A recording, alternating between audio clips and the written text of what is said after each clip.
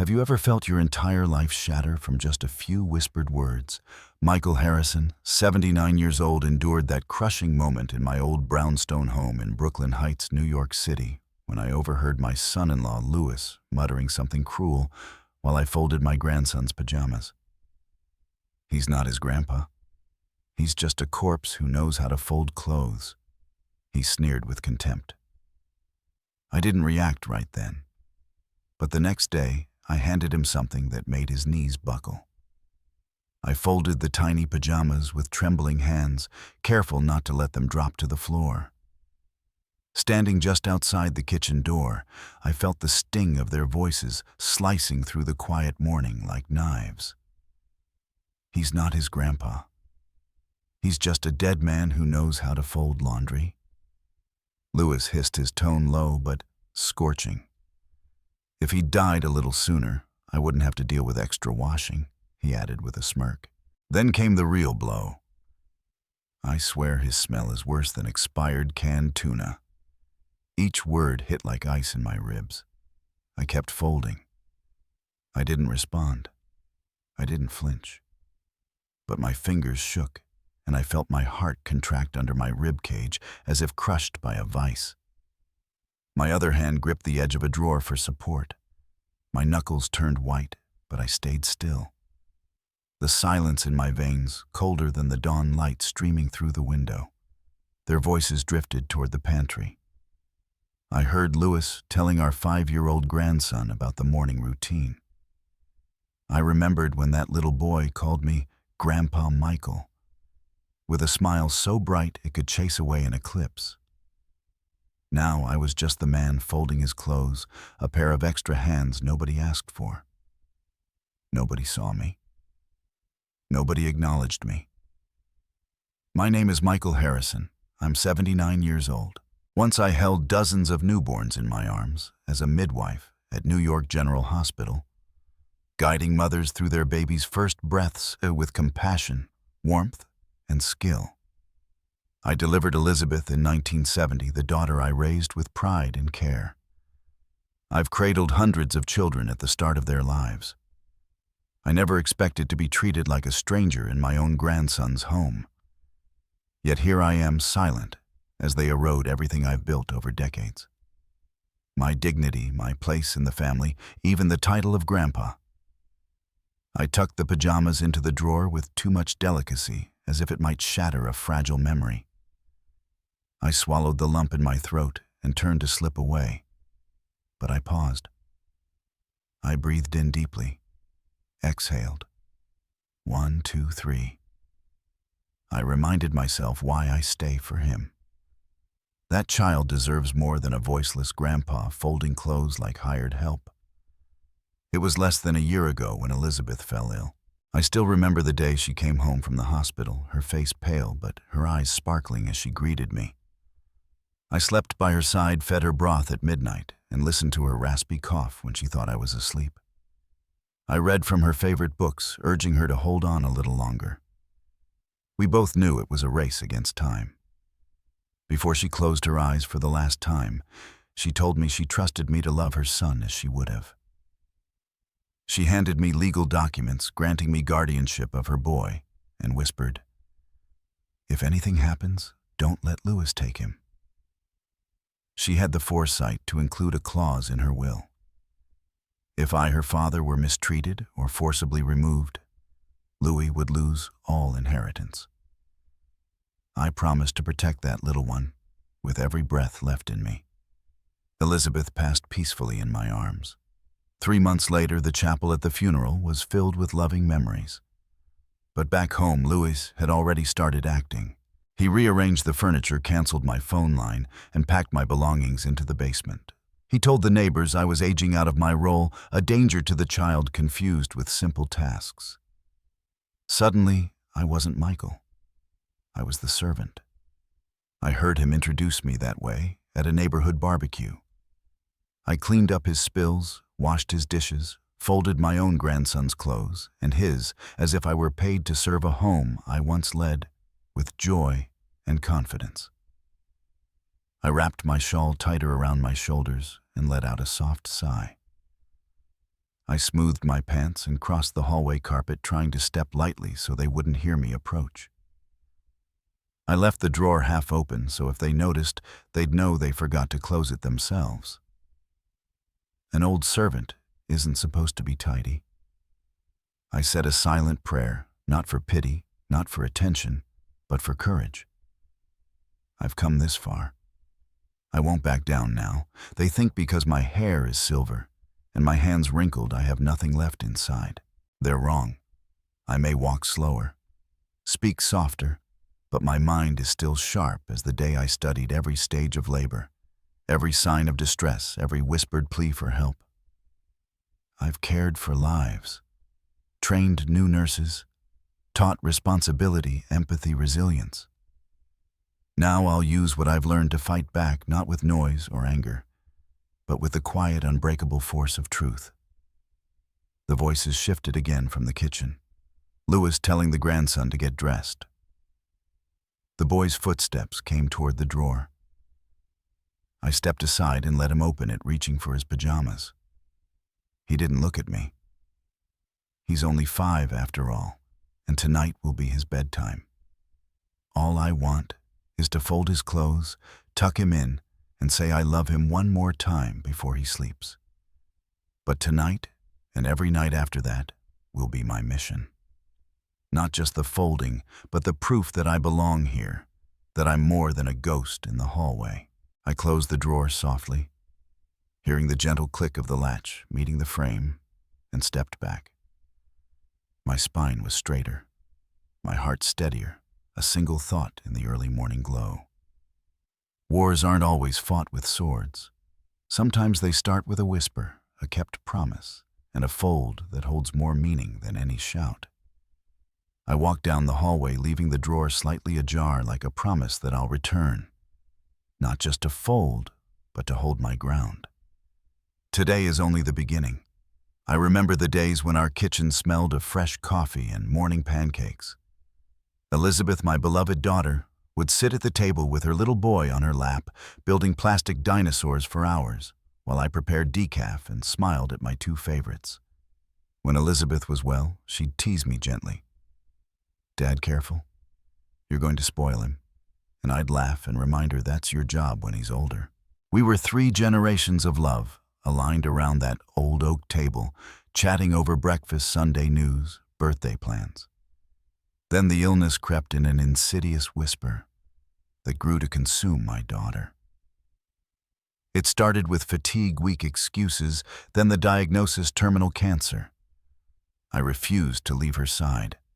I washed her hair when she couldn't hold a comb, fed her blessed broths because she lost her appetite, slept on an improvised cot in her room, holding her hand through tremors, whispering old lullabies we both knew from her childhood. Her little boy, my grandson, slept in the next room, unaware, but close enough to hear the sobs in the night, though I tried to hide them with soothing hums. Meanwhile, Louis was distant. He claimed he needed pampering to stay balanced. He spent afternoons at luxury spas and late-night cocktail parties. I found labels from expensive dresses in his bag when reorganizing a drawer. I wondered then what he was celebrating or hiding while his wife faded away. One afternoon, Elizabeth looked at me with her blue eyes sunken, but that familiar spark of intelligence. "Dad," she said, weak but determined, "take good care of him. Promise me," gesturing toward her son's room. I nodded, tears rolling down my cheeks. "Always my love." The next day we signed papers we both knew were crucial. The guardianship of my grandson, passed to me if I remained alive, ensuring his well-being no matter what came next. Elizabeth had written a clause in her will, one we knew was vital. If my father is mistreated or forcibly removed from our home, Louis loses all rights to my inheritance. She spoke those words slowly, as if etching them into my mind. I promised again that night. We both knew she wouldn't wake from the next. When she passed the house, wept with me. I cried for the loss of the daughter. I raised the woman I adored, the friend I trusted. but also for my grandson, my blessed mission. Louis reacted immediately after the funeral. Instead of grief, I found his steps energetic and instructions sharp. Within a week, they packed my things to the basement. The broken heater, the solitary bulb flickered. A handwritten note in his script said, "It's more suitable for you, Dad." He told the neighbors with a practiced smile that I was confused from the loss, too disoriented to care for a child safe in the home. He saw me wrinkle my nose while my grandson helped arrange his toy trucks in a line. Later, he called adults in the neighborhood to complain about the old man making strange noises in the attic. I tried to remain composed. I changed the bulb to a new compact fluorescent, organized my few possessions. We all knew what awaited me, the nursing home he secretly researched. I thought of Elizabeth's claws and clenched my fist. For her, for the boy I carry in my heart, I'll stand firm. He scheduled appointments with placement agencies, tours of elder care facilities, and tried to sway the lawyers overseeing the guardianship papers. He looked at me in the hallway with pity. His expression clearly said, "You're in the way." But I stood tall and still focused on the kept promise. I refused to show fear, but my mind sharpened. I traced Elizabeth's handwriting line by line, memorized every clause, checked the papers, and tucked them into my sweater every morning. They thought because my hair is white and my skin fragile, I was powerless. They thought a broken man wouldn't fight. But a promise given on my daughter's deathbed isn't something that fades. It burns. It holds me. That basement may be cold, but it's not a prison. It's a station in a silent war I'm determined to win. And when I emerge again, I'll carry her legacy with every breath I take. Have you ever delved into the shadows of your own home, seeking solace in familiar objects, only to uncover a labyrinth of lies that twists the knife deeper? That's the harrowing descent I Michael Harrison took as I awoke in the damp basement of my Brooklyn Heights brownstone. The faint light from a cracked window illuminating the dusty relics of my past life. The whispered insults from the kitchen above still echoed in my ears like a bad dream. But the real nightmare was just beginning. After folding those pajamas and swallowing my pride, I began piecing together the fragments of betrayal, not for petty revenge, but to honor my daughter's final wish and shield my grandson from the poison spreading through our family. If you've ever sifted through secrets to protect what little remains sacred, follow me into this abyss. It reveals that evidence can be your armor. But wield it wisely. Rage can blind you, and the truth often exacts a toll heavier than silence. The day after the insult dawned gray and overcast. Typical New York weather mirroring the storm brewing inside me. I stirred on the thin mattress in the basement, the air thick with musty dampness, and the faint hum of the faulty heater sputtering like my fading resolve. The space was cramped boxes of old medical textbooks from my midwifery days, stacked against peeling walls, a single bulb flickering overhead, and the distant rumble of subway trains vibrating through the foundation. At 79 mornings were a battle my joints ached from years of delivering babies in bustling hospital wards, my back stiff from nights hunched over patient charts. But that morning purpose ignited a spark. I couldn't let Lewis's words define me. I was Michael Harrison, the man who'd brought life into the world, not some forgotten relic. I climbed the creaky stairs, each step a reminder of my demotion to this underground exile. The kitchen voices had faded, but their venom lingered. Pushing open the door, I entered the heart of the home, a once vibrant space with oak cabinets and a farmhouse table where Elizabeth and I had shared countless breakfasts of bagels and black coffee discussing her dreams for the future. Now it felt foreign, cluttered with Lewis's gadgets and half-empty takeout containers from trendy spots in Manhattan. My grandson was at preschool, Lewis at work, whatever work meant for a man who seemed more interested in luxury than labor. The quiet gave me cover to search. I started with the safe in the study, a sturdy metal box tucked behind bookshelves lined with Elizabeth's old novels. She'd shown me the combination years ago, a sequence based on her birthday, and mind trust we'd built over decades. With trembling fingers, I dialed it in the lock, clicking open like a confession. Inside, amid jewelry and deeds, lay the shock, a white envelope sealed from New Mexico. My bones chilled as I read the document inside a death certificate. Michael Harrison. Date of death, April 5th, 2025. Issued by the state. I was alive, folding laundry, caring for my grandson, but legally dead.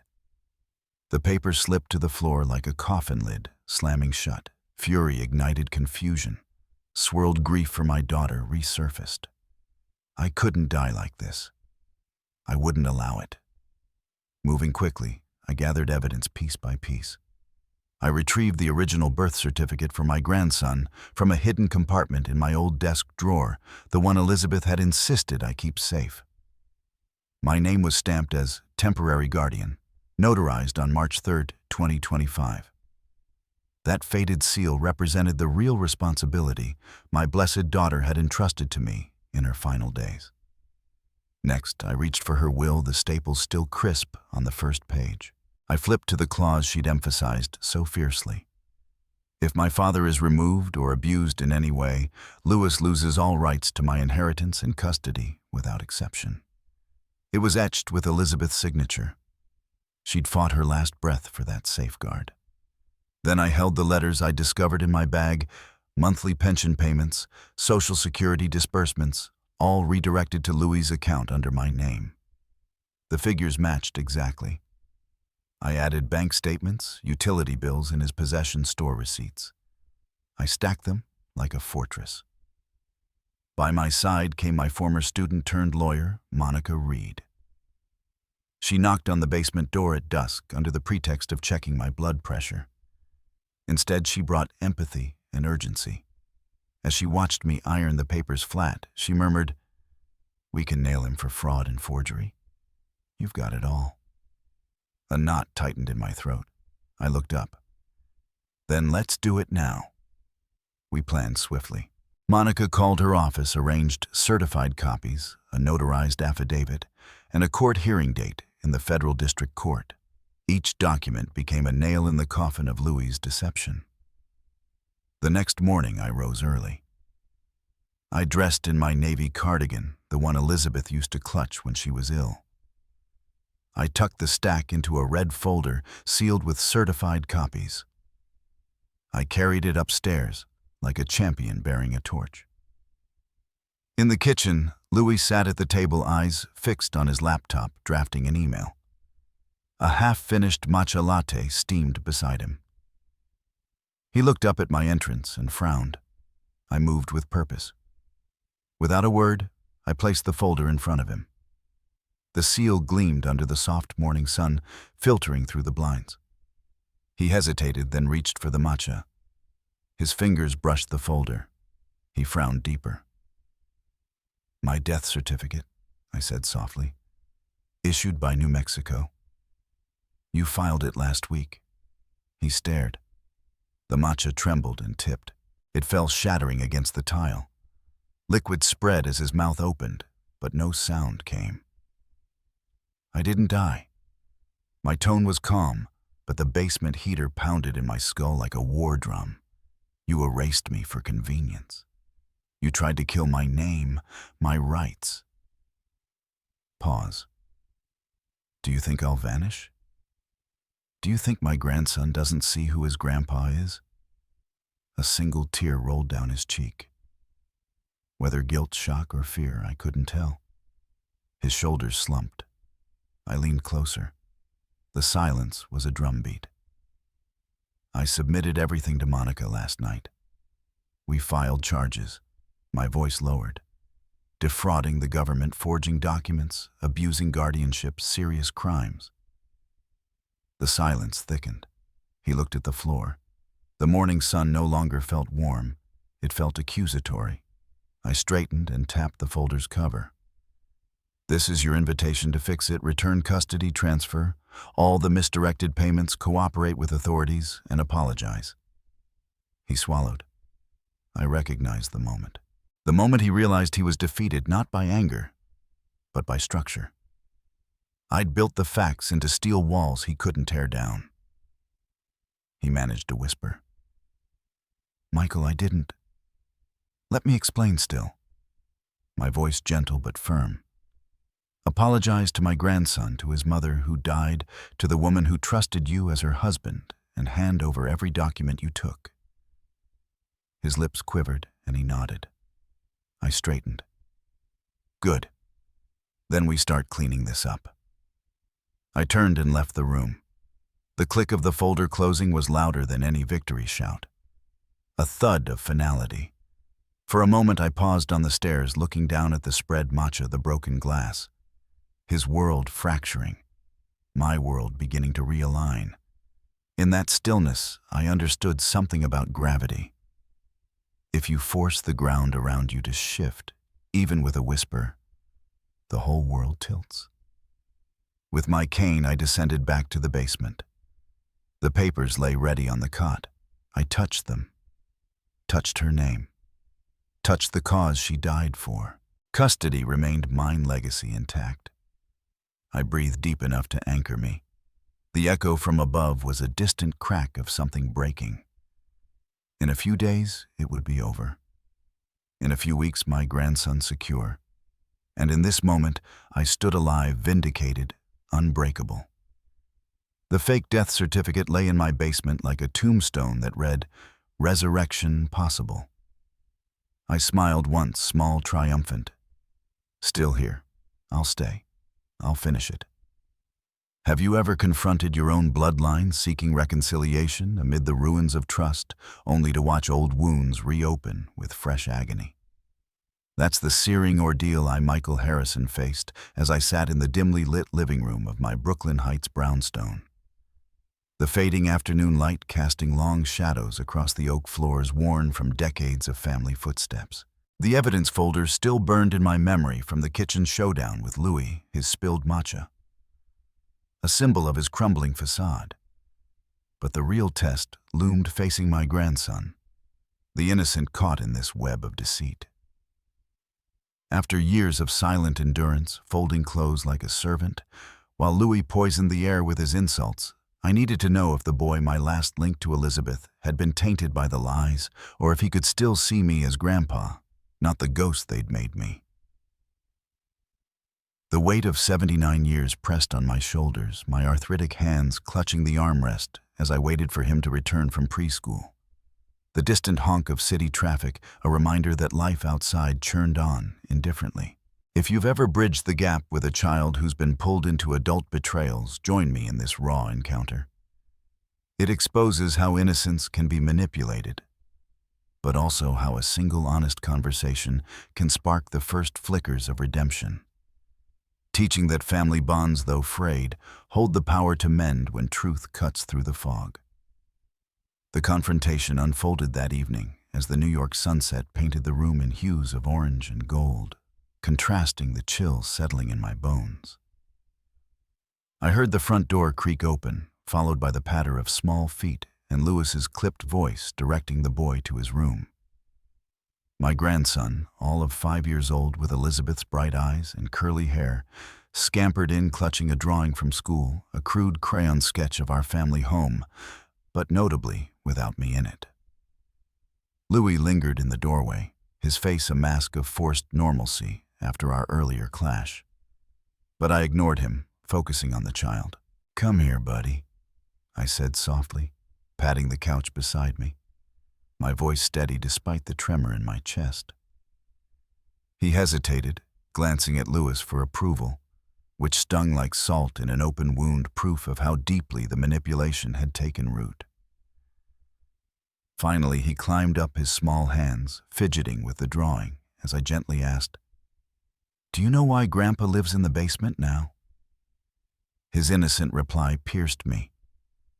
"Daddy says you're old, and forget things like a helper who cleans up." The words echoed Louis's cruelty.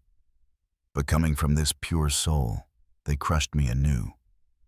tears pricking my eyes as memories flooded, rocking him as a baby while Elizabeth recovered from delivery, teaching him his first words over morning oatmeal in this very room. Now reduced to helper. I fought the urge to shatter instead, pulling him close for a hug, his small body warm against my frail frame. "That's not true, little one," I whispered. "Grandpa is here to love and protect you, just like I promised your mommy." Lewis interrupted, then his voice sharp. "Don't fill his head with nonsense, old man. He's too young for your stories." But the boy looked up at me with wide eyes, curiosity sparking amid the confusion, asking, "What did Mommy say about you, Grandpa?"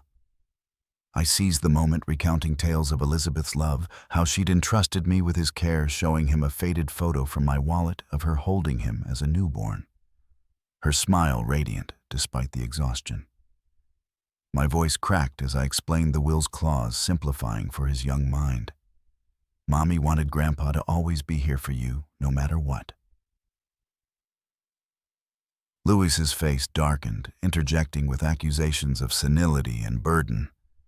But the boy clung to me, whispering, "I miss Mommy, and I like when you read stories at night."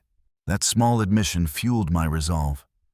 But the interaction escalated when Louis yanked him away, snarling, "Enough of this. He doesn't need your confusion."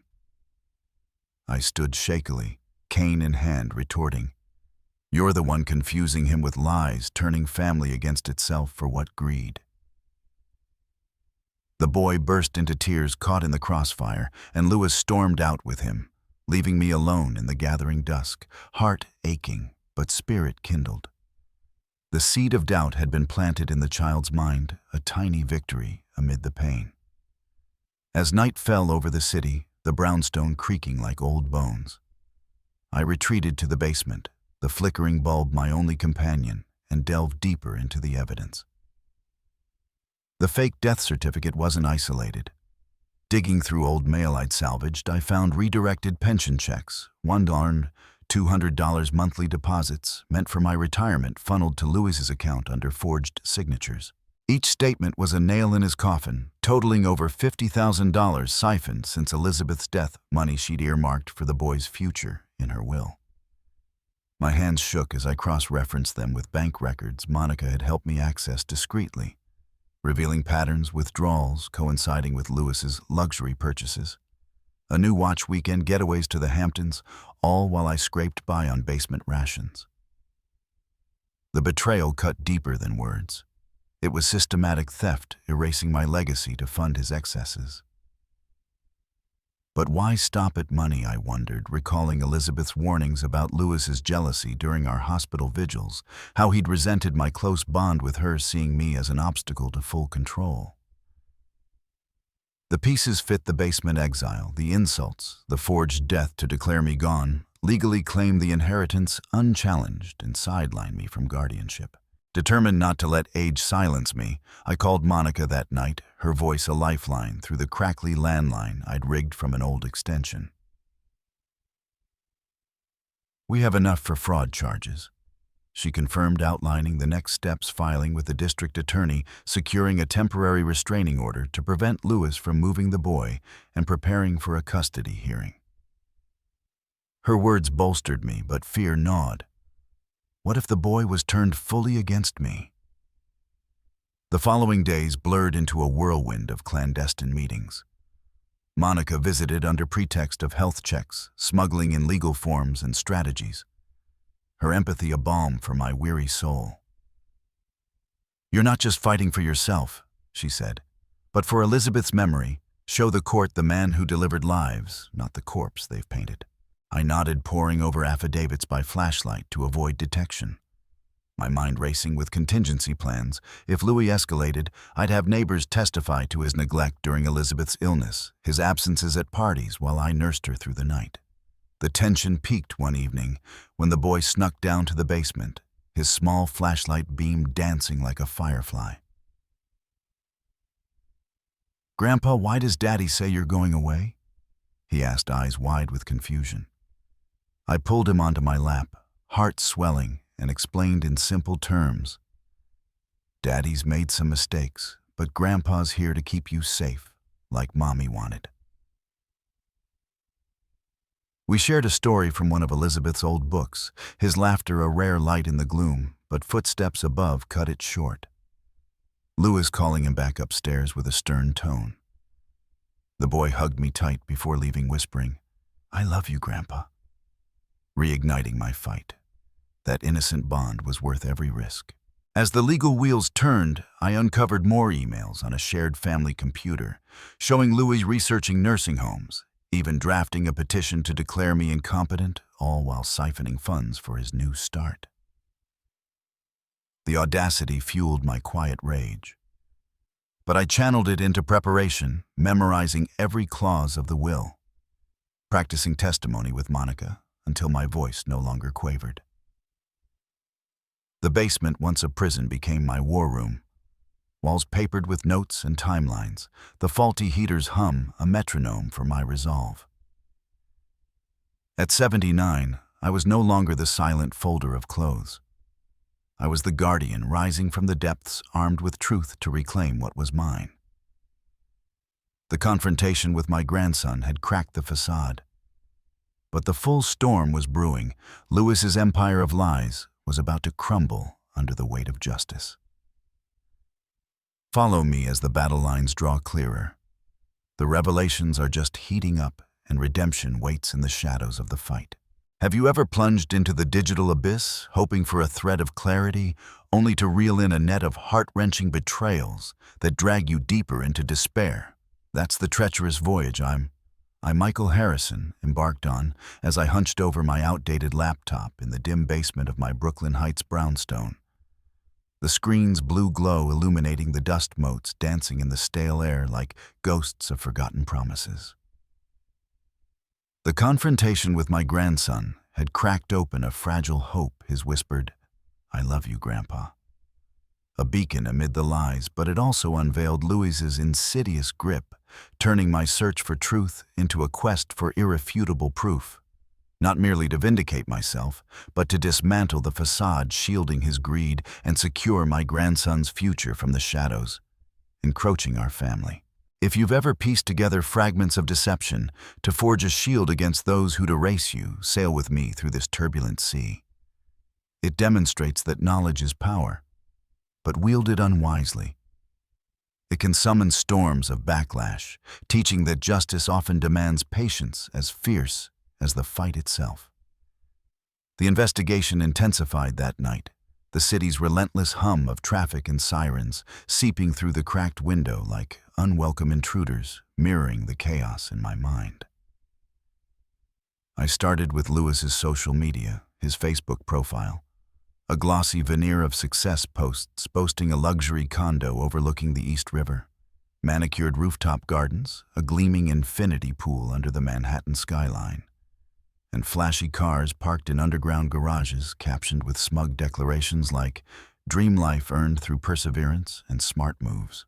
Scrolling deeper, my arthritic fingers clicking with deliberate caution patterns emerged that twisted my gut-lavish weekends in the Hamptons, designer suits from Fifth Avenue boutiques, all far beyond a family man's means. Then the dagger comments from my grandson, innocent, yet damning. "Congrats, Dad, you deserve it after all your hard work." The word "dad." A betrayal that fueled suspicions of complicity, as if the boy knew the source of this wealth was tainted. My heart raced emotions, churning rage at the flaunting sorrow that my flesh and blood might be ensnared in this web. At 79, I felt the weight of impotence, but purpose sharpened my focus. My probe here? To expose the rot arm myself against the man who'd reduced me to a basement dweller while plundering what Elizabeth left behind. Needing expertise beyond my grasp, I reached out to Sophia, an old friend from my midwifery days. Now a retired accountant in nearby Queens, we'd bonded over shared city roots, her helping balance my early clinic books before family life consumed me. The phone rang twice, her voice warm yet concerned. "Michael, it's late. Are you holding up?"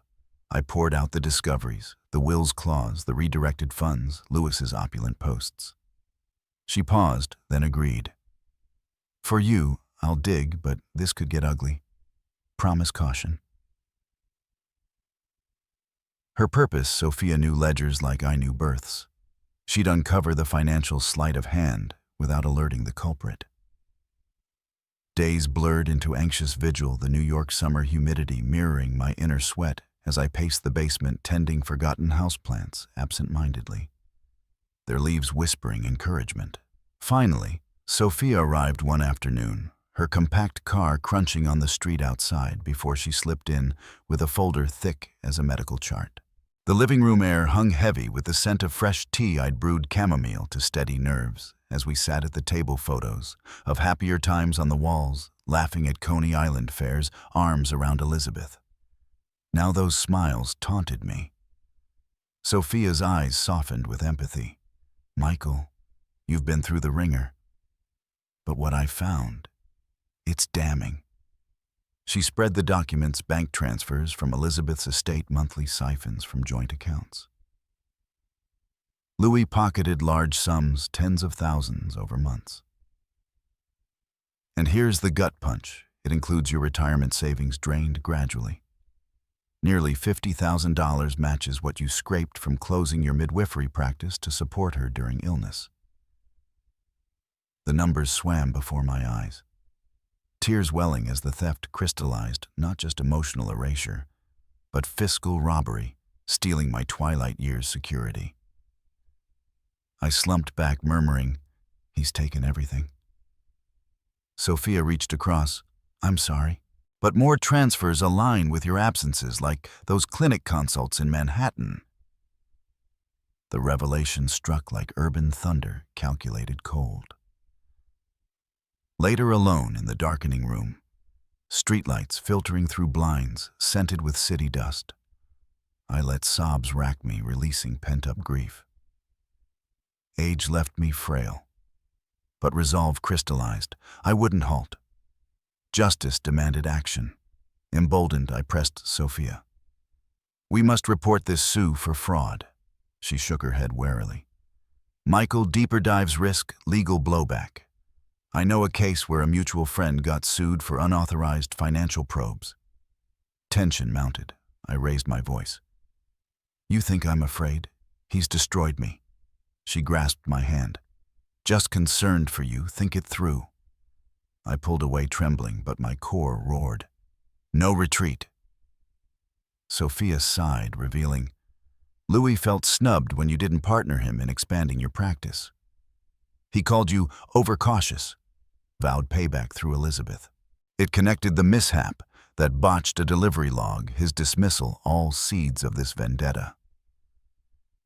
Self-blame gnawed. How had I missed it? I cradled my head, calming the tempest, but determination surged. The proof-mounted invoices for Lewis's car purchase timing my practice sale, $50,000 exact. A small lesson crystallized. Gathering evidence empowers, but temper with caution. Let reason steer lest emotions derail. This arsenal led to climax. I resolved to deploy it in confronting Louis. Follow me, for the next phase hurtles us into the final battle where all secrets lay bare. To expand, I continued, sitting there, hand turning each diary page, every line a cut. Elizabeth wrote of meetings with Louis at the Riverside Cafe, feeling heard. I was busy for a better life, but it became the reason for her distance. The purpose of reading all: to understand motives, find empathy, though it left me lonelier. Then I rose, stepped to the backyard where the neighbors said they met. Overgrown grass, damp earth smell. After rain, I knelt to dig under the oak bush, purpose to find more proof, and unearthed a silver bracelet I'd given Elizabeth, but the back engraved with Lewis's name, kept as a memento. Emotions surged. I pounded the earth, hard pain from double betrayal. The interaction with the neighbor didn't end. That afternoon, she came to the house, knocking with a guilty face. "Michael, I must tell all," she said, sitting at the kitchen table. She detailed Louis came weekly when I was in Manhattan negotiating contracts, laughing in the kitchen the grandson sometimes saw, but was told to keep secret. Her words painted clear images, the young grandson witnessing Mom and Uncle Louis, now calling him second dad. I held back, asked, why not say sooner? She cried, feared destroying your family. That exchange softened me a bit, but trust was lost. I called the grandson. He entered with a worried look, sat opposite. You knew about Louis from childhood, right? I asked, showing the fair photo. He lowered his head. Thought they were friends, Grandpa. But Mom told me at 15. His words like a final stab interaction escalating when I shouted, You betrayed me. He stood hugged. Sorry, Grandpa. I didn't want to lose Mom. I cried, embracing my grandson, emotions shifting from anger to gradual forgiveness. But Louis still obsessed. I fired him for intentionally sabotaging my workshop inventory, now using Elizabeth for revenge. I decided to dig deeper, called Mr. Charles' old workshop friend to confirm. He did. Louis envied you, Michael. Always said he'd get even. I felt stronger. Won't let him win. With these discoveries, I prepare to confront Louis directly. Unsuspecting the encounter leads to greater secrets about the company and family legacy. Continue with me for the story heats up. After handing the folder to Louis, his reaction was the start of my silent victory, but I knew I needed more proof to ensure justice. I sat in the dark basement, humid air and broken heater hum, as backdrop reviewing each document with trembling but firm hands. The purpose was to build an irrefutable case, not for vengeance, but to protect my grandson and honor the promise to Elizabeth. First, I found the fake death certificate in a white sealed envelope from New Mexico. My bones chilled reading Michael Harrison, date of death, April 5th, 2025, issued by the state. I was alive, folding clothes, caring for the boy, but legally dead. I sank into the rickety chair, the certificate in my lap like a coffin lid. My fury burned, confusion rose, grief for my daughter surged again. I couldn't die. Not like this. I moved fast. One by one, I gathered evidence. I retrieved the original birth certificate for my grandson with my name stamped as temporary guardian, notarized March 3rd, 2025. That faded seal meant the real responsibility my blessed daughter entrusted in her last days. Then I reached for her will staples, crisp on the first page. I opened to the clause she'd insisted on so strongly. If my father is removed or abused in any way, Louis loses all inheritance and custody without exception. It was etched with Elizabeth's signature. She'd fought her last breath for that assurance. Then I held the letters I'd discovered in my bag. Monthly pension payments, Social Security disbursements, all redirected to Louis' account under my name. The figures matched exactly. I added bank statements, utility bills, and his possession store receipts. I stacked them like a fortress. By my side came my former student-turned-lawyer, Monica Reed. She knocked on the basement door at dusk under pretext of checking my blood pressure. Instead, she brought empathy and urgency. As she watched me iron the papers flat, she murmured, "We can nail him for fraud and forgery. You've got it all." A knot tightened in my throat. I looked up. "Then let's do it now." We planned swiftly. Monica called her office, arranged certified copies, a notarized affidavit, and a court hearing date in the federal district court. Each document became a nail in the coffin of Louis's deception. The next morning, I rose early. I dressed in my navy cardigan, the one Elizabeth used to clutch when ill. I tucked the stack into a red folder sealed with certified copies. I carried it upstairs like a champion bearing a torch. In the kitchen, Louis sat at the table, eyes fixed on his laptop, drafting an email. A half-finished matcha latte steamed beside him. He looked up at my entrance and frowned. I moved with purpose. Without a word, I placed the folder in front of him. The seal gleamed under the soft morning sun, filtering through the blinds. He hesitated, then reached for the matcha. His fingers brushed the folder. He frowned deeper. "My death certificate, I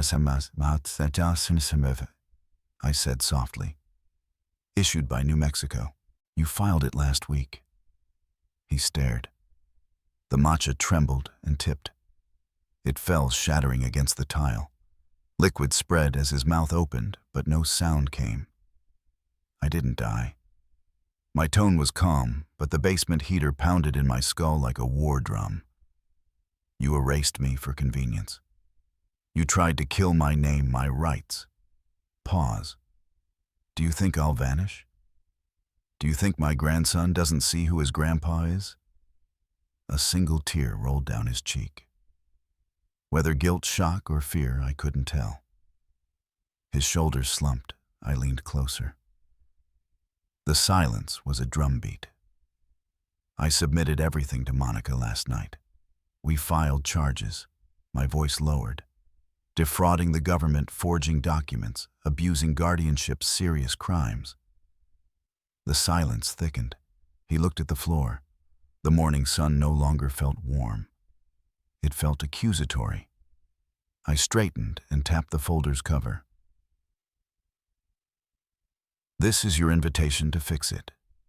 Return custody transfer, all the misdirected payments, cooperate with authorities, and apologize." He swallowed. I recognized the moment. The moment he realized he was defeated not by anger, but by structure. I'd built the facts into steel walls he couldn't tear down. He managed to whisper, "Michael, I didn't..." Let me explain still. My voice gentle but firm. "Apologize to my grandson, to his mother, who died, to the woman who trusted you as her husband, and hand over every document you took." His lips quivered and he nodded. I straightened. "Good. Then we start cleaning this up." I turned and left the room. The click of the folder closing was louder than any victory shout. A thud of finality. For a moment, I paused on the stairs, looking down at the spread matcha, the broken glass. His world fracturing, my world beginning to realign. In that stillness, I understood something about gravity. If you force the ground around you to shift even with a whisper, the whole world tilts. With my cane, I descended back to the basement. The papers lay ready on the cot. I touched them, touched her name, touched the cause she died for. Custody remained mine, legacy intact. I breathed deep enough to anchor me. The echo from above was a distant crack of something breaking. In a few days, it would be over. In a few weeks, my grandson secure. And in this moment, I stood alive, vindicated, unbreakable. The fake death certificate lay in my basement like a tombstone that read, "Resurrection possible." I smiled once, small, triumphant. Still here. I'll stay. I'll finish it. Have you ever entered a courtroom clinging to a thread of hope for healing, only to face revelations that both mend and maim your soul in the same breath? That's the razor-edge precipice I, Michael Harrison, balanced on as I stepped into the sterile mediation room of the New York County Courthouse. My cane echoing softly on the tiled floor like a reluctant heartbeat. Months of exhausting litigation. The lawsuits, the neighborhood whispers, the suffocating isolation had eroded my strength. But this session held the promise of closure, a chance to confront Louis and safeguard my grandson from the lingering toxins of deceit. If you've ever teetered between vengeance and mercy, navigating the wreckage of family bonds, accompany me through this pivotal reckoning. It illuminates that truth, no matter how lacerating, can forge a path to redemption, underscoring that forgiveness isn't oblivion. It's the resilient grace to rise from the rubble and rebuild what was lost. The morning broke with New York's characteristic haze drifting off the Hudson, veiling the city skyline in a muted gray that echoed my inner turmoil. I rose before dawn in the old brownstone, the hardwood floors creaking underfoot, as I brewed strong black coffee in the kitchen, its aroma a faint anchor amid the void left by Elizabeth's absence. The space felt haunted. Scarred counters where we'd shared late-night talks over herbal tea during her illness, now cluttered with Lewis's remnants, a half-empty mug scattered mail, hinting at his schemes. I dressed in my simple gray suit, the fabric hanging looser from the toll of stress, my silver hair combed back with hands steadied by sheer will. Driving to the courthouse, the streets wound through fog-shrouded blocks, neon signs from corner delis flickering like distant memories. My focus laser-sharp on the goal ending this nightmare without further scarring the boy. The mediation room was stark and unforgiving. A narrow space with harsh fluorescent lights humming overhead. Beige walls offering no comfort, and a long oak table scarred from countless disputes. We assembled around it, Monica to my right, her briefcase brimming with dossiers. My grandson, opposite his young face, etched with confusion, avoiding my gaze under his rumpled shirt. Lewis beside him, feigning composure but betraying tension with clenched fists, knuckles paling against the polished wood. The judge, a mid-50s man with slipping wire-rimmed glasses, nodded to commence his tone measured. "This is about resolution. Keep it civil." The aim: settle the fraud claims out of full trial, minimizing emotional fallout for the child and me, though prospects for harmony seemed as dim as the room's lighting. Monica launched assertively, rising to flick on the projector with a crisp click, its beam slicing the dimness. New evidence, photos and notes from Elizabeth proving coercion in altering the will. The screen ignited with a gut-wrenching image, Elizabeth in a cozy riverside cafe. Silver hair in a loose bun, leaning forward with profound anxiety, etched on her time-worn face. Lewis loomed beside his hand possessively on her shoulder, as if controlling her late-afternoon light angling through the window, to accentuate shadows of exhaustion in her eyes.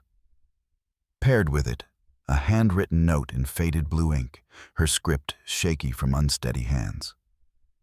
"Michael, forgive me. You're my whole world, but I was forced." The words lanced through me like a blade tears threatening, as I gripped my cane until my knuckles whitened, determined not to reveal vulnerability before the man who'd orchestrated my downfall.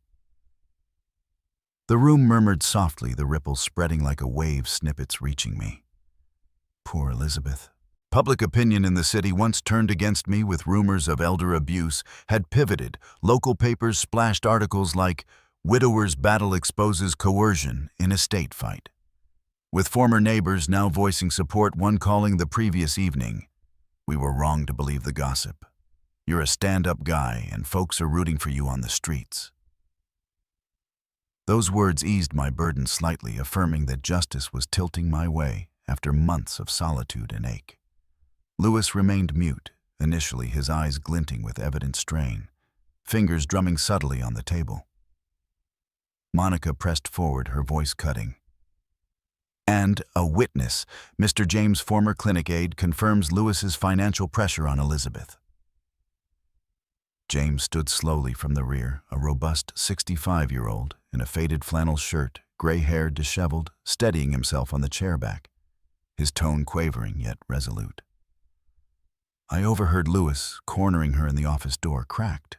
He barked she'd better sign over assets, or he'd expose tax discrepancies, ruin everything, including the boy's future.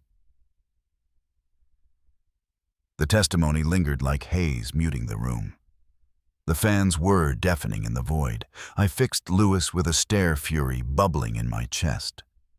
He'd not only pilfered her affection, but exploited her fears, demolishing the legacy we'd forged through sweat and dedication across decades in the delivery rooms. A squeeze on my cane made the wood creak, purpose to contain the emotional surge, averting tears before my adversary.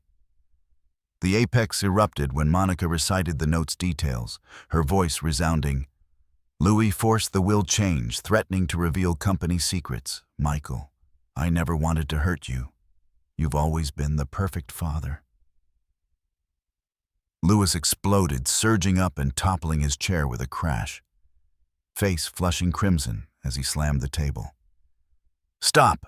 I did it because Michael deserved it." He booted me from the practice like garbage, deemed me unworthy of partnership. The judge pounded his gavel repeatedly to reclaim order amid gasps, whispers swelling. "He's admitted it." Louis ranted on. "I schemed to strip him of everything, wife, grandson money, so he'd taste total loss." I rose unsteadily, cane thudding on the wood floor, voice quaking but forceful. "You ravaged my family over petty spite, shattered even the boy, my blood." Louis crumpled back, sweat beading on his brow despite the chill eyes darting as if grasping his self-sabotage. My grandson, head bowed further, shattered the silence with a choked sob. "Grandpa, I'm sorry. I knew about Louis's pressure for ages, but Mom begged me to stay quiet to spare me the hurt." The confession struck like a profound stab, the anguish that my entire kin, daughter, grandson, son-in-law had concealed the truth, abandoning me to solitary torment. I gazed at him, eyes clouded with hot tears. "You knew, and left me suffering alone in the dark." He wept, rising to embrace me tightly, his shirt brushing my shoulder with a faint cologne scent. "I was wrong, Grandpa. You're our family's anchor. I see it clearly now." I held him firm, his ragged breaths against my shoulder. Peak pain from betrayal, yielding to seeping forgiveness, the scar still bleeding. The judge paused his notes, regarding us with gentler eyes as murmurs subsided. Such a fractured family, the fan humming a sorrowful tune in the background. The judge announced a recess. "We'll examine the new evidence, including Louis's confession." I exited with heavy steps, settling on a stone bench in the hallway, the afternoon breeze wafting floral scents from a nearby courtyard. Birds chirping in oaks like a soothing salve for my inner storm. Monica fetched hot coffee from a vending machine, patting my shoulder lightly. "We're nearing triumph, Michael. The boy's with you. Louis has sunk himself." I sipped the bitter brew, hands steadier despite age and emotion, nodding with renewed fortitude. My elderly frame faltered, but my essence endured. The session imparted confronting truth, men's, however excruciating, speak before secrets devour. Post-recess, the judge ruled Louis to repay $150,000 assets, frozen pending trial. Back home, perusing Elizabeth's diary by the fire. Michael sacrificed so much. I was weak from loneliness. Full absolution blossomed. I unearthed a secret $200,000 account she'd set for us, shielding from debts she'd detected in the practice. I launched From Ashes, a podcast from my study mic, humming as I shared narratives, amassing donations for city orphans. The Second Life gathering in the local square buzzed, string lights twinkling, folk music rhythms, warm barbecue aromas drifting. On stage, I read her ultimate letter, "Love Michael Forever." Applause thundered, an elder dabbing tears. She truly loved him. Absolution complete for Elizabeth, Louis, myself, the burden lifted. Louis materialized at the fringe in a plain shirt with frayed collar, gray hair, unkempt, devoid of arrogance. He ascended the stage, voice quavering, "Michael, forgive me. Hate blinded me. I erred in harming you, the boy, and Elizabeth." The crowd hushed as I clasped his cold hand. "I do, Louis, but harm no more." He bowed his head, eyes reddened, departing into the square's dim glow amid gentle claps. I stood, inner fortitude radiant. Pardon isn't frailty, but supreme might. Like tales of redemption, mercy crowns endurance. Truth liberates. Life's renewals beckon. Join my voyage onward. Horizons unfold anew.